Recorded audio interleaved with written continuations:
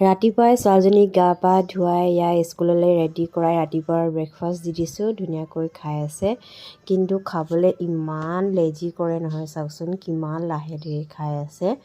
আধা ঘণ্টামান লাগেই তাক মানে খাওঁতে খুৱাই বুৱাই আকৌ স্কুললৈ থ'বলৈ ওলালোঁ। তাই কৈছে মা মই খোজকাঢ়ি নাযাওঁ বোলে, চাইকেলতহে যাওঁ বোলে। চাইকেল ওলাই ল'লেই নহয়, মানে বেছি দূৰ নহয় আমাৰ কোৱাৰ্টাৰৰ পৰা বাছ ষ্টেণ্ডলৈকে।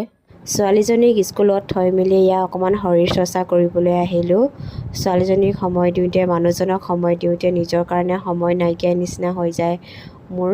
সেইকাৰণে অকণমান সময় উলিয়াই নিজৰ শৰীৰটো সুস্থ ৰাখিবৰ কাৰণে অকণমান শৰীৰ চৰ্চা কৰিবলৈ আহিলোঁ। নিজে সুস্থ থাকিলেহে ঘৰখনক ধুনীয়াকৈ চম্ভালিব পাৰিম, হয়নে নহয় কওকচোন। সেইবাবে মই অকণমান নিজকে ফিট ৰাখিবলৈ, সুস্থ সবল ৰাখিবলৈ অকণমান জুম্বা ডান্স কৰিছোঁ। মই এদিন বেমাৰত পৰিলে যে ঘৰখন কিমান অসুবিধাৰ সৃষ্টি হয় মই নিজে ফিল কৰিব পাৰিছোঁ। সেইবাবে আপোনালোকেও অকণমান ৰাতিপুৱা সময় উলিয়াই অকণমান নৰ্মেল এক্সাৰচাইজ কৰিব বুলি আশা ৰাখিলোঁ।